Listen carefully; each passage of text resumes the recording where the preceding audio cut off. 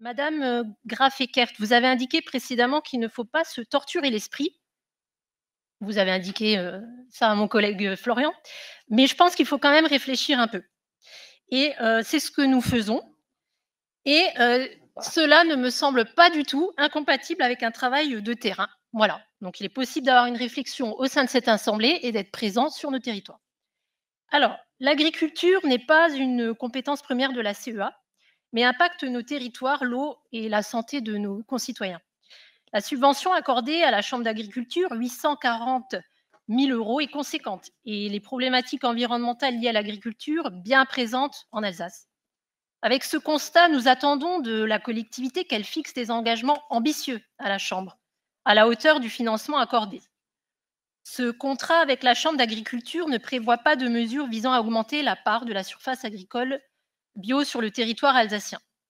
Le Green Deal de la Commission européenne fixe pour objectif de porter la surface agricole en bio à 25% d'ici 2030.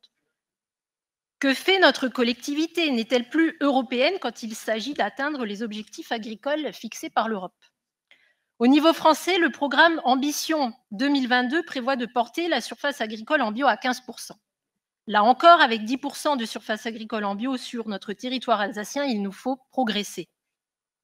À ce titre, nous déplorons que la CEA n'ait toujours pas de partenariat avec Bio Grand Est, dont une des missions est d'accompagner les cuisiniers et les gestionnaires pour répondre aux objectifs de la loi Egalim, à savoir 20% de produits bio dans les menus de la restauration collective. L'offre bio de nos territoires et au-delà est suffisante. L'enjeu est de convertir les gestionnaires, alors faisons-le. S'il nous faut augmenter la part du bio dans nos cantines pour atteindre les objectifs de la loi Egalim, il y a aussi les pesticides que l'on retrouve dans l'air à Strasbourg et la moitié de la nappe du Rhin qui n'est plus potable à cause des épandages.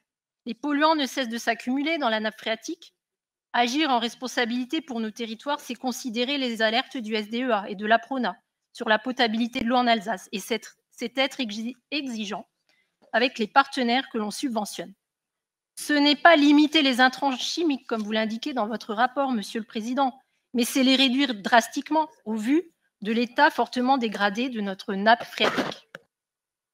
Il nous faut pousser l'agriculture biologique en Alsace et ne pas se satisfaire d'une production simplement locale dont l'intérêt est économique, mais sans levier sur la santé publique.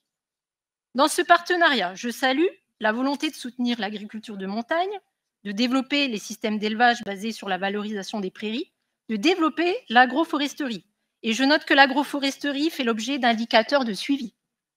Néanmoins, l'urgence climatique avec l'agriculture qui représente un cinquième des gaz à effet de serre, l'agriculture biologique, la protection de la biodiversité sont peu pris en compte. Faire connaître les métiers de l'agriculture aux collégiens serait également nécessaire et en adéquation avec notre compétence sur les collèges, mais cela n'est pas prévu. La subvention accordée à la Chambre vise davantage dans ses indicateurs de suivi au soutien économique de l'agriculture et au financement des missions habituelles de la Chambre par notre collectivité.